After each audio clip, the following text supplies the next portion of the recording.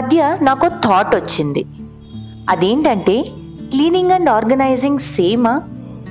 కొంతమంది home makers cleaning మీద దృష్టి పెడతారు, కొంతమంది ఏమో ఆర్గనైజింగ్ మీద. కానీ ప్రతి ఆర్గనైజ్డ్ ఇల్లు క్లీన్గా ఉంటుందా? అలాగే ప్రతి క్లీన్ ఇల్లు ఆర్గనైజ్డ్గా ఉంటుందా? ఒక ఇల్లు శుభ్రంగా ఉంది కానీ చూడటానికి చెల్లా చెదురుగా ఉందంటే అది ఎలా ఉంటుంది? అలాగే ఒక ఇల్లు చూడటానికి చాలా బాగుంది కానీ ఎక్కడ ముట్టుకున్నా దుమ్ముగా జిడ్డుగా ఉంటే అది ఎలా ఉంటుంది? అలాంటప్పుడు ఎంత శుభ్రం చేసినా లేదా ఎంత ఆర్గనైజ్ చేసినా ఏమీ ప్రయోజనం ఉండదు. ఏమంటారు? ఇది ఆలోచించాల్సిన విషయమే కదా. నా ఉద్దేశంలో క్లీనింగ్ ఇంకా ఆర్గనైజింగ్ రెండూ సమానంగా ఉంటేనే ఇల్లు బాగుంటుంది. ఒక ఇంటిని శుభ్రంగానూ ఉంచాలి, అలాగే కళ్ళకు ఇంపుగానూ ఉంచాలి. అప్పుడే దాని అందం. కరెక్ట్గానే చెప్పానా? కామెంట్ చేసి చెప్పండి. హలో అండి, నమస్తే and welcome back to my channel space serene space. ఇవాల్టి మన ఈ వీడియో ఇంచుమించుగా ఇప్పుడు నేను చెప్పిన విషయంకి సంబంధించే ఉంటుంది. మా ఇంట్లో ఇంకా వంటింట్లో కొన్ని ఏరియాస్ని క్లీన్ చేయడం మనం ఓవర్లుక్ చేస్తాం. ఈ ఇగ్నోర్ చేయటం ఏదో బద్ధకం వల్లనో లేదా ఇంకేదో రీజన్ వల్ల కాదండి. మన మైండ్ మన కళ్ళ మీద ప్లే చేసే ట్రిక్స్.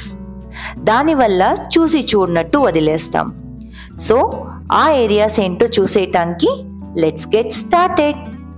ఈ వీడియో మొత్తం నేను 2 పార్ట్స్లో డివైడ్ చేశా. ఒకటి ఇంట్లో నెగ్లెక్ట్ చేసే ఏరియాస్, ఇంకోటి వంటింట్లో నెగ్లెక్ట్ చేసే ఏరియాస్. ఫస్ట్ ఇంట్లో చూసేద్దాం. మన ఇంట్లో మొదటిగా వచ్చేది స్విచ్ బోర్డ్స్ అండి. నేను చాలా మంది ఇళ్లల్లో చూసా కదా, స్విచ్ బోర్డ్స్ని అలా మురికిగానే ఉంచుతారు. మా ఇంట్లో కూడా నేను చూసా కదా, అలానే ఉంటాయి. మనము ఎన్నెన్నో చేతులతో దీన్ని ముట్టుకుంటాం. మన పిల్లలైతే జిడ్డు చేతులు, చెమట చేతులు వీటన్నిటితో ముట్టుకుంటారు. వారానికి ఒకసారి వీటిని తుడిచేయండి, ఇవి శుభ్రంగా ఉంటాయి. నెక్స్ట్ వచ్చేసి టీవీ వెనక అండ్ టీవీ పైన. రీసెంట్ పాస్ట్ వరకు కూడా నేను కూడా టీవీ వెనక తుడిచేదాన్ని కాదండి. ఎంతసేపు టీవీ యూనిట్ని శుభ్రంగా ఉంచేదాన్ని కానీ టీవీ వెనక మాత్రం తుడిచేదాన్ని కాదు, ఎందుకంటే చెయ్యి వెళ్ళేది కాదు. కానీ ఇప్పుడు మాత్రం ఎవ్రీ వీక్ ఒకసారి మాత్రం ఖచ్చితంగా నేను టీవీ యూనిట్ తుడుస్తాను, వెనక పైన అన్ని దగ్గరలా. మనందరం కూడా మన ఇళ్ళని రెగ్యులర్గా డస్టింగ్ చేసుకుంటాం, కరెక్టేనా? కానీ ఎంతమంది వాల్ క్లాక్స్ని రెగ్యులర్గా క్లీన్ చేస్తారండి? తెలుసు నేను కూడా. కానీ ఇప్పుడు నేను ఇదొక ప్రాక్టీస్ చేసుకున్నానండి. ఎవ్రీ 2 వీక్స్కి ఒకసారి నా వాల్ క్లాక్స్ని క్లీన్ చేసుకుంటాను. సో హోమ్ మేకర్స్, మీ వాల్ క్లాక్స్ని ఒకసారి చెక్ చేసుకోండి.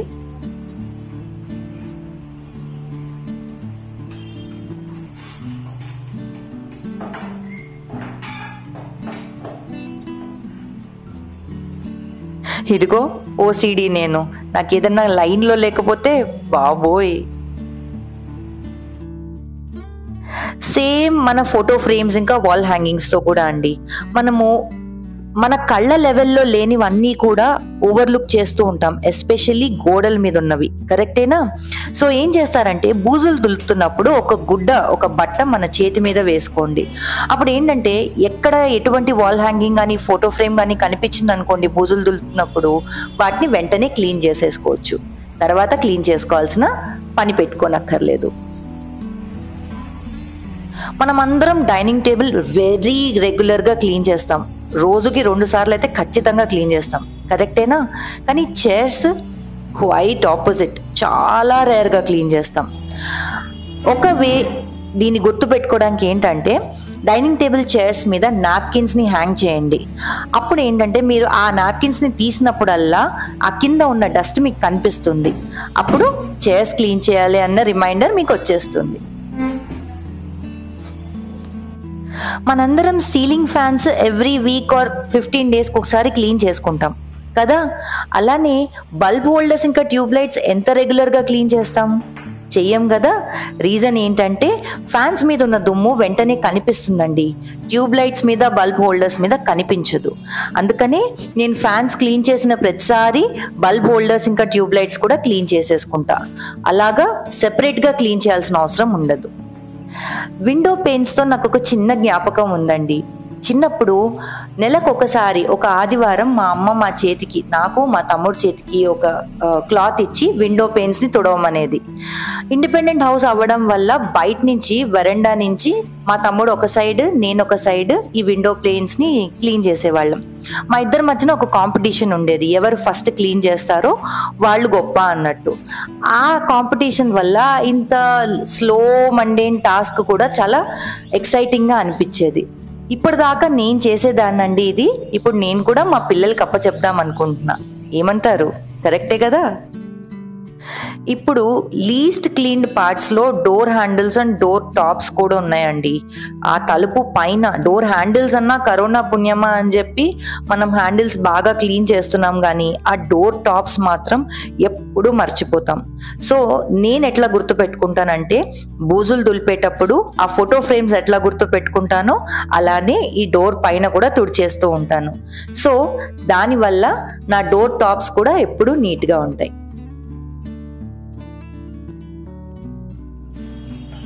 మా ఇంట్లో చాలా ఇండోర్ ప్లాంట్స్ ఉన్నాయండి. నేనేం చేస్తానంటే ఈ ఇండోర్ ప్లాంట్స్ అన్నిటికీ వీక్లీ వన్స్ కానీ లేదా 2 వీక్స్కి ఒకసారి షవర్ ఇస్తా. అదే టైంలో ఈ ప్లాంట్ పాట్స్ కూడా కడిగేస్తానన్నమాట. దానివల్ల వీటిని సెపరేట్గా క్లీన్ చేయాల్సిన అవసరం ఉండదు. ఇంకో విధానం ఏంటంటే, మీరు మిస్టింగ్ చేస్తున్నప్పుడు అప్పుడే ఈ పాట్స్ని కూడా క్లీన్ చేసేయచ్చు. ఎంతమందికి మీకు ఆ ప్లాస్టిక్ రిమోట్ కవర్స్ గుర్తున్నాయండి? మన అమ్మలు తొడిగేవారు ఆ రిమోట్స్కి.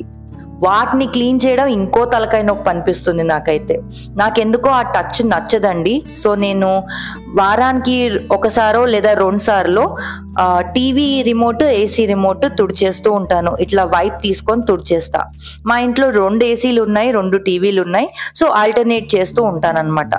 సమ్మర్స్ అయిపోయాక ఇంకా ఏసీ రిమోట్స్తో పని ఉండదు అనుకోండి, టీవీ రిమోట్స్ మాత్రం ఇట్లా తుడిచేస్తాను.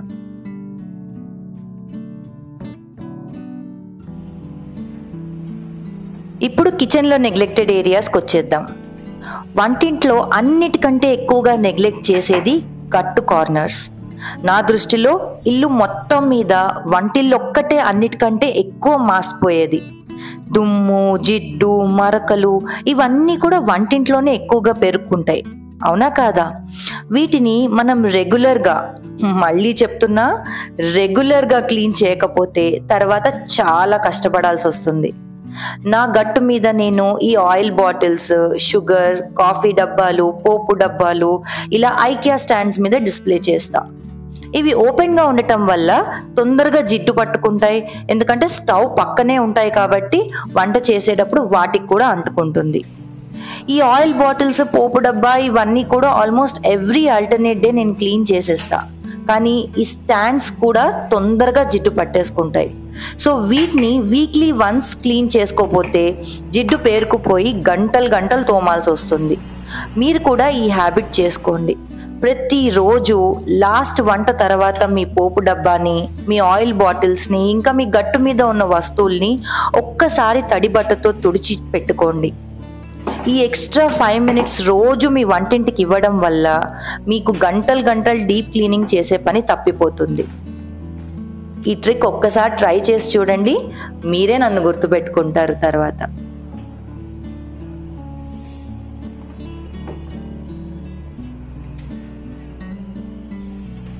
మనం వంటింట్లో ఎంతసేపు ఈ గ్రైండర్లు లేకపోతే మిక్సీలు ఇవన్నీ పెద్ద పెద్ద సామాన్లు తొందరగా క్లీన్ చేసి పెట్టుకుంటాం, ఎందుకంటే అవి తీసిన వెంటనే కడిగి తుడిచి పెట్టేసుకుంటాం. కానీ కౌంటర్ టాప్ మీద ఉండే చిన్న అప్లయన్సెస్, ఈ కెటిల్ లాంటివి, చిన్న బ్లెండర్ లాంటివి మనం తొందరగా క్లీన్ చేయము, ఎందుకంటే అవి రెగ్యులర్గా యూస్ చేస్తాము. నా ఈ కెటిల్ నేను ఆల్మోస్ట్ ఎవ్రీ డే వాడతా. అందులోనూ తెల్లదవ్వడం వల్ల ఇంకా మెయింటెనెన్స్ కోరుకుంటుంది. మీరు నా వీడియోస్ రెగ్యులర్గా చూస్తే కనుక చూసే ఉంటారు నేను ఈ మిక్సీని, చిన్న బుల్లి మిక్సీని ఎంత ఫ్రీక్వెంట్గా వాడతాను. దీంతో నాకు చాలా ఉపయోగాలు ఉంటాయండి. అందుకని దీన్ని నేను ఎప్పుడు కడిగి తుడిచి పెట్టుకుంటూ ఉంటాను.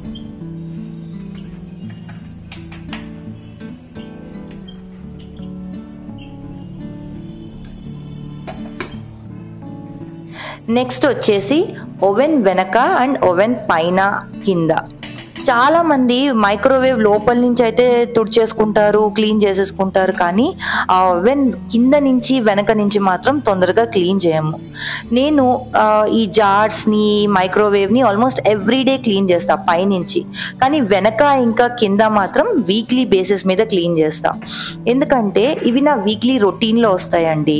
అందుకనే చెప్తా, రొటీన్స్ పెట్టడము ఇంపార్టెంట్, ఫాలో అవ్వడము ఇంపార్టెంట్.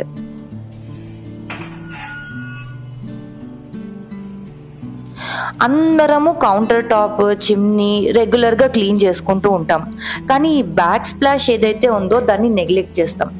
స్టవ్ వెనక గట్టు మటుకు తుడుస్తాము, కానీ ఆ పైన చిమ్నీ వెనక ఉన్న ప్లేస్ మాత్రం చాలా ఇర్రెగ్యులర్గా తుడిచేస్తాం, ఎందుకంటే అది అందదు, తొందరగా పైకి వెళ్ళదు దృష్టి.